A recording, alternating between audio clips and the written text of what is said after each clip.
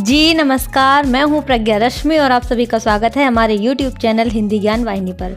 मुंशी प्रेमचंद की कहानियों की श्रृंखला में आज हम उनकी कहानी लेकर के आए हैं बालक, जिसका प्रस्तुतिकरण मेरे द्वारा किया गया है। तो आइए सुनते हैं कहानी बालक। गंगू को लोग ब्राह्मण कहते हैं और वह अपने को ब्राह्मण समझता भी है। मेरे सईस और खिदमतगार मुझसे दूर से सलाम करते हैं, लेकिन गंगू मुझे कभी सलाम नहीं करता। वह शायद मुझसे पालागन की आशा रखता है। मेरा जूठा गिलास कभी हाथ से नहीं छूता और न मेरी कभी इतनी हिम्मत हुई कि उससे पंखा झलने को कहूँ। जब मैं पसीने से तर होता हूँ और वहाँ कोई दूसरा आदमी नहीं होता तो गंगू आप पंखा उठा लेता है, लेकिन उसकी मुद्रा से यह भाव स्पष्ट होता है कि मुझ पर कोई एहसान नहीं कर रहा और मैं भी न जाने क्यों फौरन ही उसके हाथ से पंखा छीन लेता हूँ। उग्र स्वभाव का मनुष्य है, किसी की बात ही नहीं सह सकता। ऐसे बहुत कम आदमी होंगे जिनसे उसकी मित्रता हो, पर सईस और खिदमतगार के साथ बैठना शायद वह अपमानजनक समझता है। मैंने उसे किसी से मिलते जुलते नहीं देखा। आश्चर्य यह है कि उसे भंग बूटी से भी प्रेम नहीं, जो इस श्रेणी के मनुष्यों में एक असाधारण गुण है। मैंने उसे कभी पूजा पाठ करते या नदी में स्नान करते भी नहीं देखा। बिल्कुल निरक्षर है, लेकिन फिर भी वह ब्राह्मण है और चाहता है कि दुनिया उसकी प्रतिष्ठा तथा सेवा करे, और चाहे भी क्यों ना। जब पुरखों की पैदा की हुई संपत्ति पर आज भी लोग अधिकार जमाए हुए हैं और उसी शान से मानो खुद पैदा किए हों, तो वह क्यों उस प्रतिष्ठा और सम्मान को त्याग दे जो उसके पुरखाओं ने संचय किया था, या उसकी बपौती जो है। मेरा स्वभाव कुछ इस तरह का है कि अपने नौकरों से बहुत कम बोलता हूँ। मैं चाहता हूँ जब तक मैं खुद ना बुलाऊं कोई मेरे पास ना आए। मुझे यह अच्छा नहीं लगता कि जरा सी बातों के लिए नौकरों को आवाज देता फिरूं। मुझे अपने हाथ से सुराही से पानी उड़ेल लेना, अपना लैंप जला लेना, अपने जूते पहन लेना या अलमारी से कोई किताब निकाल लेना इससे कहीं ज्यादा सरल मालूम होता है कि हींगन और मैकू को पुकारूं। इससे मुझे अपनी स्वेच्छा और आत्मविश्वास का बोध होता है। नौकर भी मेरे स्वभाव से परिचित हो गए हैं और बिना जरूरत मेरे पास बहुत कमाते हैं। इसलिए एक दिन जब प्रातःकाल गंगू मेरे सामने आकर खड़ा हो गया तो मुझे बहुत बुरा लगा। ये लोग जब आते हैं तो पेशगी हिसाब में कुछ मांगने के लिए या किसी दूसरे नौकर की शिकायत करने के लिए। मुझे ये दोनों ही बातें अत्यंत अप्रिय हैं। मैं पहली तारीख को हर एक का वेतन चुका देता हूँ और बीच में जब कोई कुछ मांगता है तो क्रोध आ जाता है। कौन 2-2 4-4 रुपए का हिसाब रखता फिर जब किसी को महीने भर की पूरी मजूरी मिल गई तो उसे क्या हक है कि उसे 15 दिन में खर्च कर दे और ऋण या पेशगी की शरण ले। और शिकायतों से तो मुझे सख्त घृणा है। मैं शिकायतों को दुर्बलता का प्रमाण समझता हूँ या ठकुर सुहाती की क्षुद्र चेष्टा। मैंने माथा सिकोड़ कर कहा, क्या बात है, मैंने तो तुम्हें बुलाया नहीं। गंगू के तीखे अभिमानी मुख पर आज कुछ ऐसी नम्रता, कुछ ऐसी याचना या कुछ ऐसा संकोच था जिससे कि मैं चकित हो गया। ऐसा जान पड़ा वह कुछ जवाब देना चाहता है मगर शब्द नहीं मिल रहे हैं। मैंने जरा नम्र होकर कहा, आखिर क्या बात है, कहते क्यों नहीं? तुम जानते हो ना ये मेरे टहलने का समय है, जल्दी बताओ, मुझे देर हो रही है। गंगू ने निराशा भरे स्वर में कहा, तो आप हवा खाने जाएं, फिर मैं आ जाऊंगा कभी। यह अवस्था और भी चिंताजनक थी। इस जल्दी में तो वह एक क्षण में अपना वृतांत कह सुनाएगा। वह जानता है कि मुझे ज्यादा अवकाश नहीं है। दूसरे अवसर पर तो दुष्ट घंटों रोएगा। मेरे कुछ लिखने पढ़ने को तो वह शायद कुछ काम समझता हो, लेकिन विचार को, जो मेरे लिए सबसे कठिन साधना है, वह मेरे विश्राम का समय समझता है। वह उसी वक्त आकर मेरे सिर पर सवार हो जाएगा। मैंने निर्दयता के साथ कहा, क्या कुछ पेशगी मांगने आए हो? मैं पेशगी नहीं देता। जी नहीं सरकार, मैंने तो कभी पेशगी नहीं मांगा। तो क्या किसी की शिकायत करना चाहते हो? मुझे सख्त घृणा है शिकायतों से। जी नहीं सरकार, मैंने तो कभी किसी की शिकायत नहीं की। गंगू ने अपना दिल मजबूत किया। उसकी आकृति से स्पष्ट झलक रहा था मानो वह कोई छलांग मारने के लिए अपनी सारी शक्तियों को एकत्र कर रहा हो, और लड़खड़ाती हुई आवाज में बोला, मुझे आप छुट्टी दे दे साहब, मैं आपकी नौकरी अब ना कर सकूंगा। यह इस तरह का पहला प्रस्ताव था जो मेरे कानों में पड़ा। मेरे आत्माभिमान को चोट लगी। मैं जब अपने को मनुष्यता का पुतला समझता हूँ, अपने नौकरों को कभी कटुवचन नहीं कहता, अपने स्वामित्व को यथासाध्य म्यान में रखने की चेष्टा करता हूँ, तब मैं इस प्रस्ताव पर क्यों न विस्मित हो जाता। कठोर स्वर में बोला, क्यों, क्या शिकायत है? आपने तो हुजूर जैसा अच्छा स्वभाव पाया है वैसा क्या कोई पाएगा, लेकिन बात ऐसी आ पड़ी है कि अब मैं आपके यहाँ नहीं रह सकता। ऐसा न हो कि पीछे से कोई बात हो जाए तो आपकी बदनामी हो। मैं नहीं चाहता कि मेरी वजह से आपकी आबरू में बट्टा लगे। मेरे दिल में और उलझन पैदा हुई। जिज्ञासा की अग्नि प्रचंड हो गई। आत्मसमर्पण के भाव से बरामदे में पड़ी हुई कुर्सी पर बैठकर बोला, तुम तो पहेलियां बुझवा रहे हो, साफ साफ क्यों नहीं कहते क्या मामला है? गंगू ने बड़ी नम्रता से कहा, बात यह है कि वह स्त्री जो अभी अभी विधवा आश्रम से निकाल दी गई है ना, वह गोमती देवी। और फिर वह चुप हो गया। मैंने अधीर होकर कहा, हाँ निकाल दी गई है, तो फिर तुम्हारी नौकरी से उससे क्या संबंध? गंगू ने जैसे अपने सिर का भारी बोझ जमीन पर पटक दिया। मैं उससे ब्याह करना चाहता हूँ बाबूजी। मैं विस्मय से उसका मुंह ताकने लगा।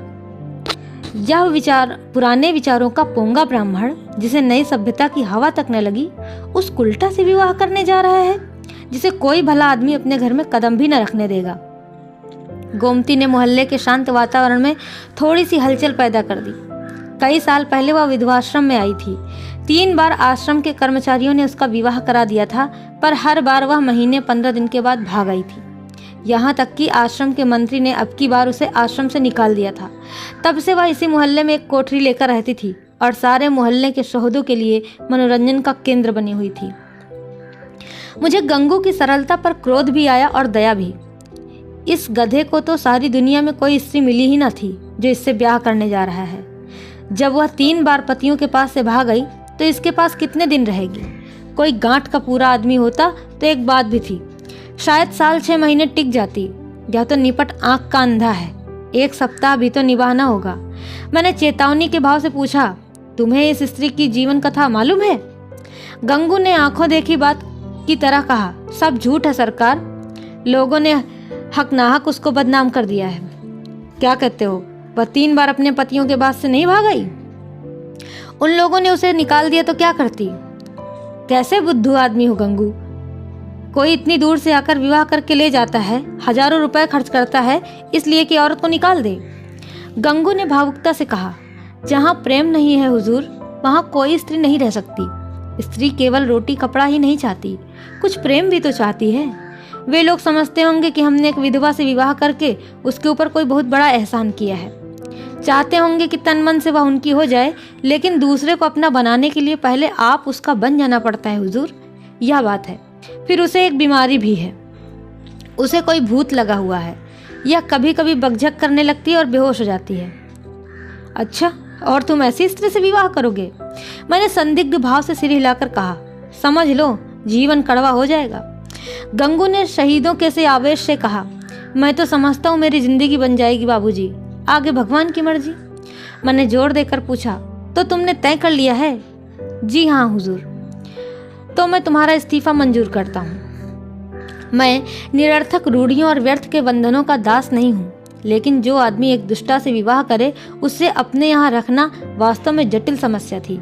आए दिन टंटे बखेड़े होंगे, नई नई उलझनें पैदा होंगी, कभी पुलिस दौड़ कर आएगी, कभी मुकदमे खड़े होंगे, संभव है चोरी की वारदातें भी हो।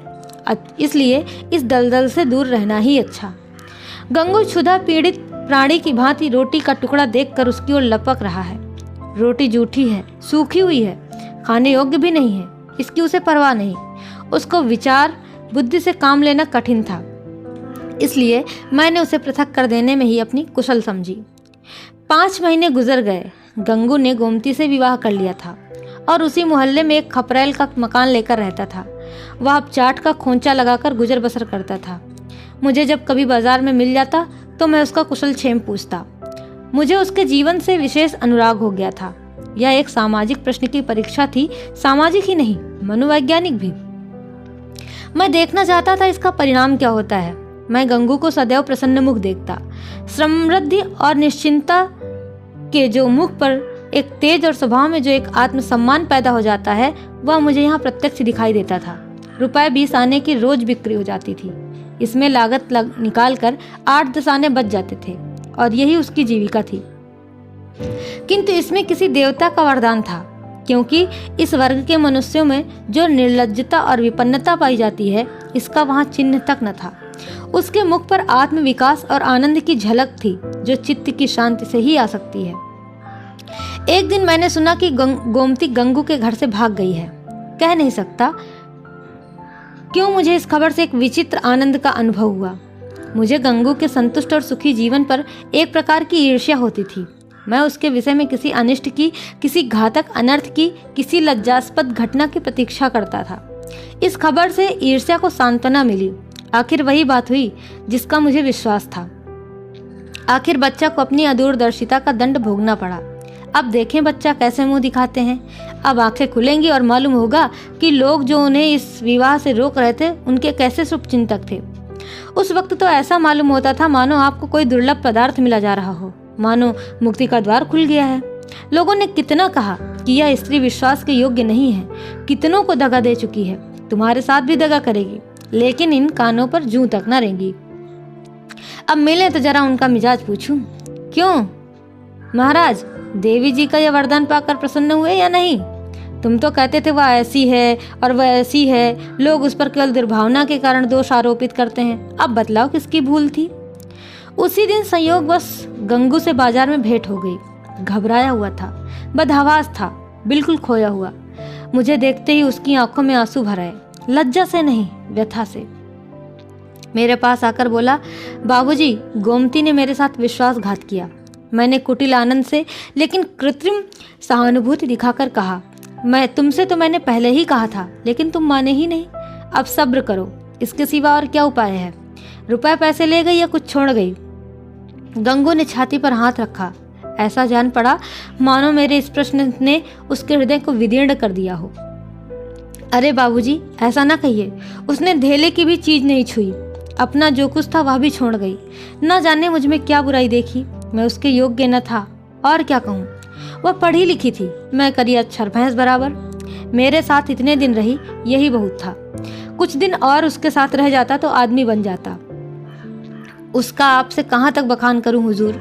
औरों के लिए चाहे जो कुछ रही हो, मेरे लिए तो किसी देवता का आशीर्वाद थी। ना जाने मुझसे ऐसी क्या खता हो गई, मगर कसम ले लीजिए जो उसके मुख पर मैल तक आया हो। मेरी औकात ही क्या है बाबूजी, 10-12 आने का मजूर हूँ, पर इसी में उसके हाथों में इतनी बरकत थी कि कभी कमी नहीं पड़ी। मुझे इन शब्दों से घोर निराशा हुई। मैंने समझा था वह उसकी बेवफाई की कथा कहेगा और मैं उसकी अंधभक्ति पर कुछ सहानुभूति प्रकट करूंगा, मगर उस मूर्ख की आंखें अब तक नहीं खुली। अब भी उसी का मंत्र पढ़ रहा है। अवश्य ही इसका चित्त कुछ अव्यवस्थित है। मैंने कुटिल परिहास आरंभ किया, तो तुम्हारे घर से कुछ नहीं ले गई? कुछ भी नहीं बाबूजी, धेले की भी चीज नहीं। और तुमसे प्रेम भी बहुत करती थी। अब आपसे क्या कहूँ बाबूजी, वह प्रेम तो मरते दम तक याद रहेगा। फिर भी तुम्हें छोड़कर चली गई, यही तो आश्चर्य है बाबूजी। अच्छा, प्रिय चरित्र का कभी नाम सुना है? अरे बाबूजी, ऐसा ना कहिए। मेरी गर्दन पर कोई छुरी रख दे तो भी मैं उसका यश ही गाऊंगा। तो फिर ढूंढ निकालो। हाँ मालिक, जब तक उसे ढूंढ न लाऊंगा मुझे चैन न आएगा। मुझे इतना मालूम हो जाए कि वह कहाँ है, फिर तो मैं उसे ले ही आऊंगा। और बाबूजी, मेरा दिल कहता है कि वह आएगी जरूर, देख लीजिएगा। वह मुझसे रूठ कर नहीं गई, लेकिन दिल नहीं मानता। जाता हूँ, महीने 2 महीने जंगल पहाड़ की धूल छानूंगा। जीता रहा तो फिर आपके दर्शन करूंगा। यह कहकर वह उन्माद की दशा में एक तरफ चल दिया। इसके बाद मुझे एक जरूरत से नैनीताल जाना पड़ा, सैर करने के लिए नहीं। 1 महीने के बाद लौटा और अभी कपड़े भी ना उतारने पाया था कि देखता हूँ गंगू एक नवजात शिशु को गोद में लिए खड़ा है। शायद कृष्ण को पाकर नंद भी इतने पुलकित न हुए होंगे। मालूम होता था उसके रोम रोम से आनंद फूटा पड़ता है। चेहरे और आंखों ने से कृतज्ञता और श्रद्धा के राग से निकल रहे थे। कुछ वही भाव था जो किसी क्षुधा पीड़ित भिक्षुक के चेहरे पर भरपेट भोजन करने के बाद नजर आता है। मैंने पूछा, कहो महाराज, गोमती देवी का कुछ पता लगा? तुम तो बाहर गए थे। गंगू ने आपे में न समाते हुए जवाब दिया, हाँ बाबूजी, आपके आशीर्वाद से ढूंढ भी लाया। लखनऊ के जनाने अस्पताल में मिली। यहाँ एक सहेली से कह गई थी अगर वह बहुत घबराए तो बतला देना। मैं सुनते ही लखनऊ भागा और उसे घसीट लाया। घाते में यह बच्चा भी मिल गया। उसने बच्चे को उठाकर मेरी तरफ बढ़ाया, मानो कोई खिलाड़ी तमगा पाकर दिखा रहा हो। मैंने उपहास के भाव से पूछा, अच्छा ये लड़का भी मिल गया? शायद इसीलिए वह यहाँ से भागी थी। है तो तुम्हारा ही लड़का ना? मेरा काहे को है बाबूजी, आपका है, भगवान का है। तो लखनऊ में पैदा हुआ? हाँ बाबूजी, अभी तो कुल 1 महीने का है। और तुम्हारे ब्याह को हुए कितने दिन? यह 7वां महीना जा रहा है। तो शादी के 6ठे महीने पैदा हुआ। और क्या बाबूजी, फिर भी तुम्हारा लड़का है? अरे हाँ जी। गंगू, कैसी बेसिर पैर की बातें कर रहे हो? मालूम नहीं वह मेरा आशय समझ रहा था या बन रहा था। उसी निष्कपट भाव से बोला, मरते मरते बची बाबूजी, नया जन्म हुआ। 3 दिन 3 रात छटपटाती रही, कुछ ना पूछिए। मैंने अब जरा व्यंग भाव से कहा, लेकिन 6 महीने में लड़का होते आज ही सुना है। यह चोट शायद निशाने पर जा बैठी थी। मुस्कुराकर बोला, अच्छा वो बात, मुझे तो उसका ध्यान भी नहीं आया। इसी भय से तो गोमती भागी थी। मैंने कहा, गोमती, अगर तुम्हारा मन मुझसे नहीं मिलता तो तुम मुझे छोड़ दो, मैं अभी चला जाऊंगा और फिर कभी तुम्हारे पास ना आऊंगा। तुमको जब कुछ काम पड़े तो मुझे लिखना, मैं भरसक तुम्हारी मदद करूंगा। मुझे तुमसे कुछ मलाल नहीं है। मेरी आंखों में तुम अब भी उतनी ही भली हो। मैं अब भी तुम्हें उतना ही चाहता हूँ। नहीं, अब मैं तुम्हें और ज्यादा चाहता हूँ। लेकिन अगर तुम्हारा मन मुझसे फिर नहीं गया है तो मेरे साथ चलो। गंगू जीते जी तुमसे बेवफाई नहीं करेगा। मैंने तुमसे इसलिए विवाह नहीं किया कि तुम देवी हो, बल्कि इसलिए कि मैं तुम्हें चाहता था और सोचता था कि तुम भी मुझे चाहती हो। यह बच्चा मेरा बच्चा है, मेरा अपना बच्चा है।